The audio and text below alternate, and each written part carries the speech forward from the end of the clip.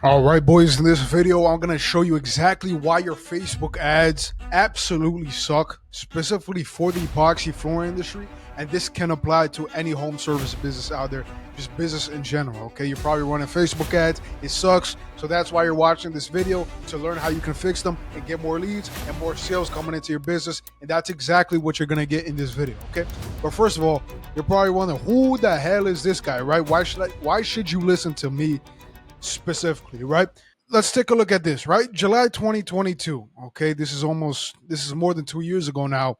I was actually a technician for epoxy flooring company. Okay, I did a lot of big commercial jobs during this time period, and I did so well that I actually got promoted to office job. Okay, now in the office job, I was dialing leads, I was setting up appointments, I was closing deals for this one specific company. Okay, and this was around August to March 2023, so just a little couple months after this. And in this job, I was getting this company leads and appointments all through online. I set up a system for this one company. I'm like, okay, I can do this for multiple companies across the US. And so that's what I did. I quit that in February to start online business. And then I was in February of 2023. And then in December 2023, I actually hit my first $10,000 month, which I'm super proud about. I'm only 19. I'm super proud of that. And I also managed over $60,000 in ad spend specifically for the epoxy flooring industry. And my company, Elite Stone, has worked with companies across the US, epoxy flooring companies specifically like Tri-State Epoxy, Simple Epoxy, Diamond Epoxy Pros, Rhino Floor Coatings, All Star Epoxy. We worked at a lot of epoxy flooring companies across the US, and we helped them get leads, appointments, and sales, right? And grow their business. And we actually have a pretty good track record, okay? We have pretty good case studies you guys can watch. So this is me, okay? So this is why you guys should listen to me. I've managed over 60K in aspects specifically for this industry, specifically for the epoxy flooring industry. And I'm not too sure of how many guys can say that in this space, okay? So let's take a look at why your epoxy flooring ads absolutely suck and how you can just fix them, okay? So I'm gonna walk through 7 common issues that can be easily avoided and how you can fix them if you're doing these issues right now. Okay. So number one is targeting. Okay. If your targeting sucks, you're not gonna reach the people you want to actually reach and the people you want to do business with, right? So targeting, you're either doing too narrow of an audience, so you're not targeting enough people, and that's why your cost per lead is over like $50, $60. This is why it's so expensive for you to get leads. Is probably because your audience size, the people you're reaching, it's under. I mean, if you guys check it right now, it's probably going to be under 100K. It's going to be like 50K. You want to have at least 100K people minimum. Okay, the higher the audience size, the better. Now you're probably asking, how do you get this audience size number up? Well, you gotta, if you're in a location that doesn't have that big of a population, you want to leave the targeting broad. Okay, you don't want to select specific parameters to target people. You just want to leave it broad because you're already limited by the amount of people in your area. You don't want to limit it even more. Okay, you want to leave it broad. So the audience size, you want to have at least 100,000 people. Now, another tip I have for you guys here to target the right people, you want to use Advantage plus audience. Okay, no special targeting. You want to leave it broad. Target through your copy and ads. Okay, so Advantage plus audience. You want to turn this on. Now it's 2024. Okay, this Facebook AI, this machine that they have. Okay, they're literally paying their employees thousands of dollars. This is a multi-billion-dollar company specifically to make it easier for us business owners, local business owners, to get more business because that's how we keep paying them. That's how they make money. This is their whole business model. They need to make it easier for us to actually spend more money in their platform. Okay. And so they have this tool. They made this tool called Advantage Plus Audience. Advantage Plus Audience is it's basically you're letting the machine do the work for you. You don't have to do anything. Okay. You just leave it broad and the AI is gonna find the best people, the best leads for you. Okay. And so a lot of people you might see online, they're telling you to put, detailed targeting, put, epoxy, flooring. People are interested in epoxy flooring, homeowners. You might see a lot of that. Now, that can work, but right now in the state of 2024, right now, the AI is so good that you can leave it broad and you can target through your ads. So you're copying ads, right? You put a picture of a floor, of a residential or commercial floor, you call out that specific audience, and boom, you're gonna attract those people because the AI is so good right now. Okay. So that's targeting right there. You want to leave it broad. You want to have your audience at least 100,000 people or more. The higher, the better. That's lesson one right there. Lesson two, you're only testing videos or images and not both. Okay. So your local market specifically, okay, they might resonate better with videos or they might resonate better with images. Okay. You don't know. Nobody knows. So you need to test. Okay. You need to test to find out if images or videos are going to work better in your market. And so when our clients come to us, when our epoxy flooring clients come to us, they're like, "Oh, I want to see your system." Blah blah blah blah. I worked with a marketing company before. They were pretty bad. I'm like, I asked them. I'm like, okay, did you guys? How many ads did you guys test? They're like, oh, only 5 ads. I'm like, okay, yeah, that's why it's not working. Okay, you need to test out 3 videos. You need to test out 3 images. You need to test out a lot of these different variables because you don't know what works. Okay, the only way you're gonna find out what works is putting up some ads, putting up some videos and images, gathering the data, do more of what's working and do less of what's not working, and there you go. That's how you do it. Okay. And so we do this 3-2-2 method specifically. So when a epoxy flooring comes and work with us, we immediately gonna test out like 12 different variations of ads from the get-go. And this is how we're gonna analyze the data in the best possible way for us to do more of what works and do less of what doesn't work. Okay. And so if you can see right here, 3 videos we're going to be testing out, and then 3 images we're also going to be testing out. This in total is going to create like 12 different variations, and we're also going to be testing out like 2 different copy, 2 different headlines. So in total, this is creating like 12 different variations. So if you guys are only testing images, if you guys are only testing videos, that's a huge problem. You want to have 3 videos and 3 images testing at all times while your winners are actually running. So you're getting the leads, but you're also testing out new creatives for the future if the winner dies out. Okay. That's lesson number two. Lesson number three, right? This is another common issue that can be easily avoided is your lead quality sucks. Okay, there's a lot. I see a lot of this, right? People complain that their lead quality sucks. The customer only wants cheap prices. They can't afford your service.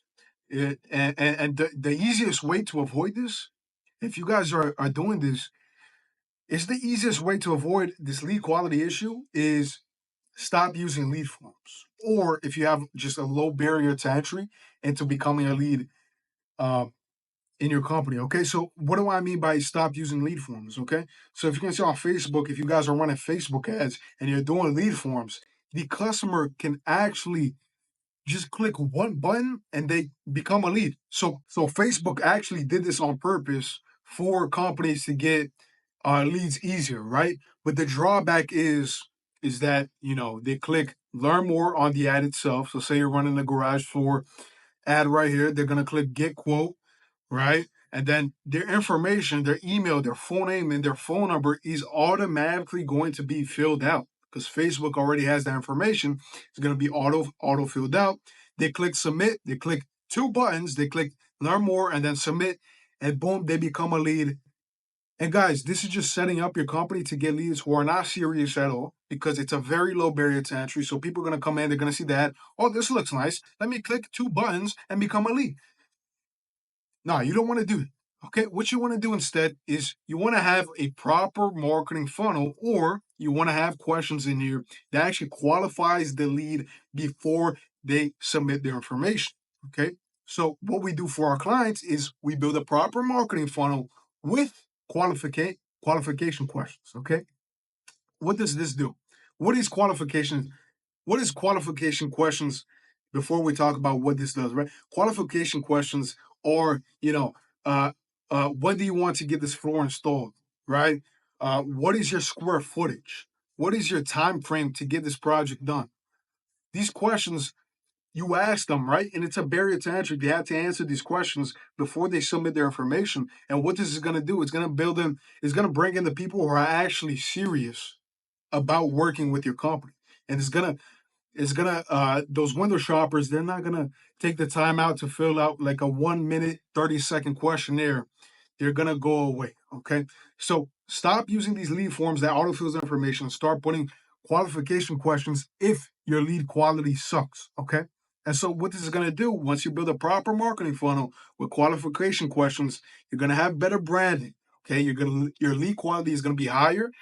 You're going to pre-sell potential clients in the funnel itself, and it's overall a better way of capturing and converting leads. Okay, so what is a marketing funnel? Well, take a look at this graphic right here, right? We have the opt-in page, the learn more page.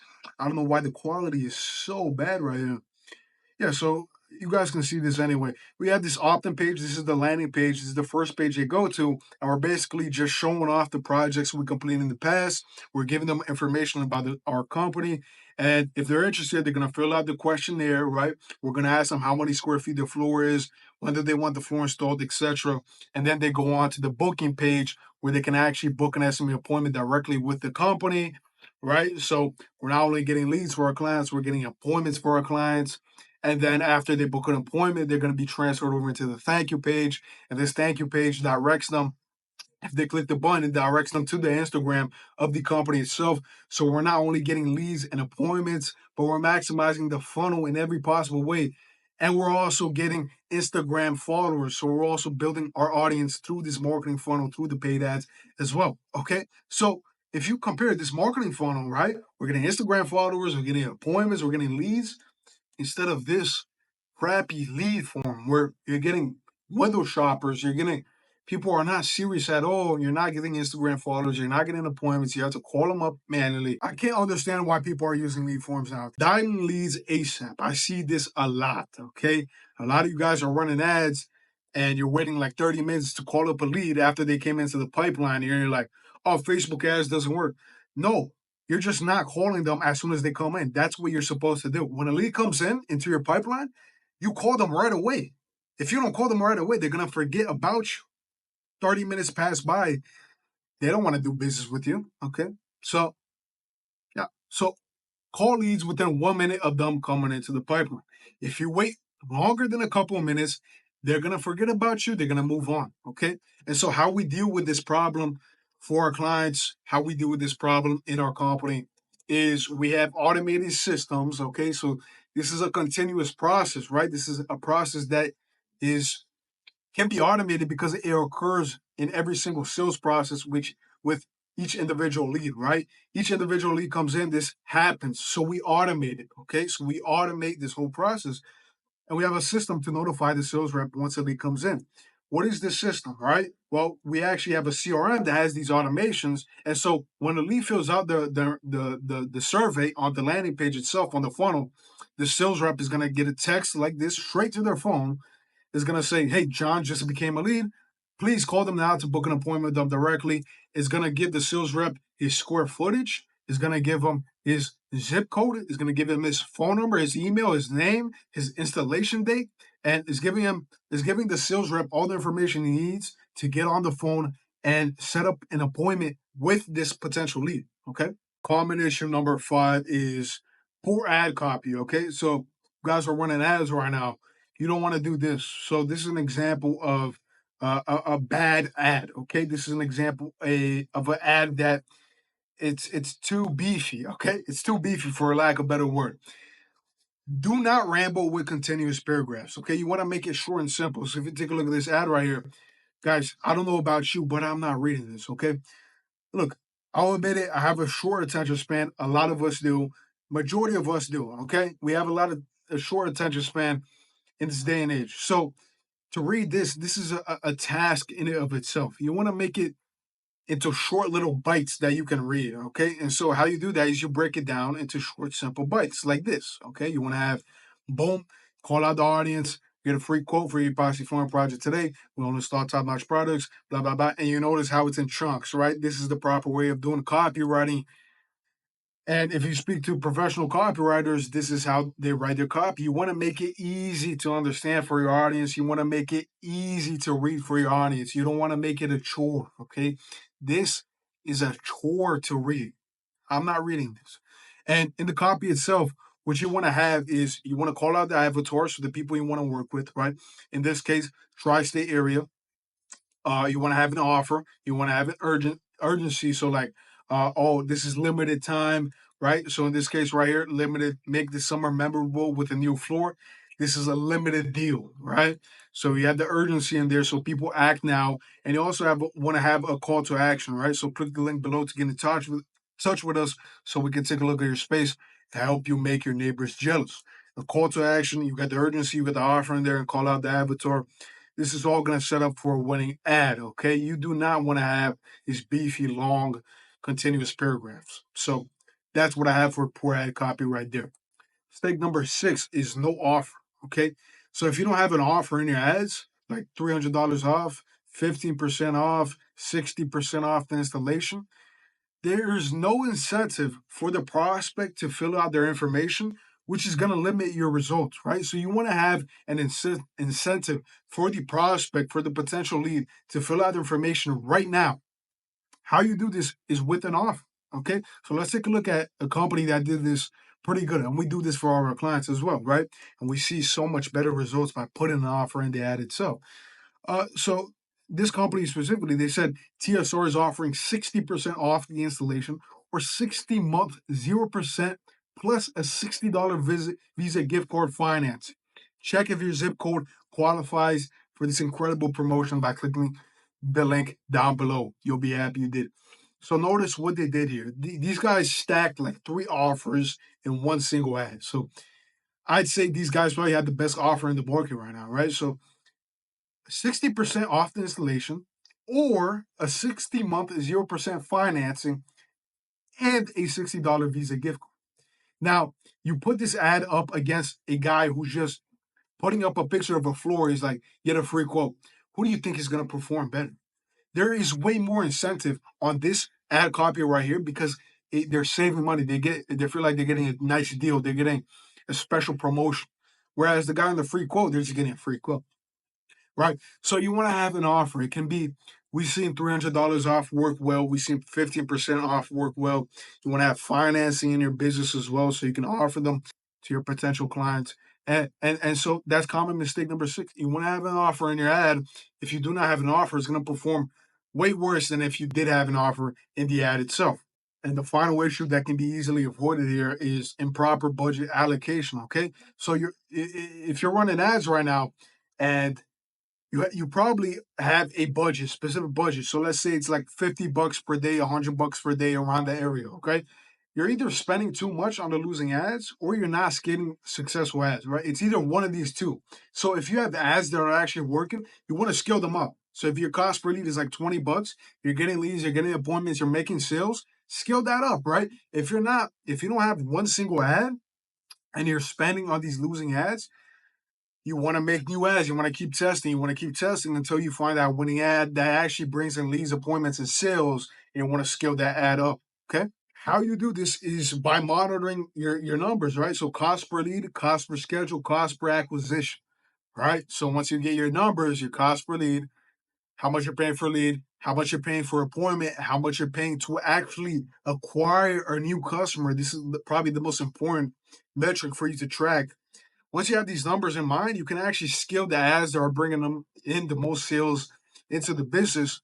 And boom, you're scaling based off your numbers and not based off emotion. Because a lot of people, they scale, they're doing ads and they're scaling, they're making decisions off emotions. They're like, oh, this ad doesn't work. Oh, this ad is not getting likes. Oh, this ad is not bringing in the right leads. I'm going to turn it off.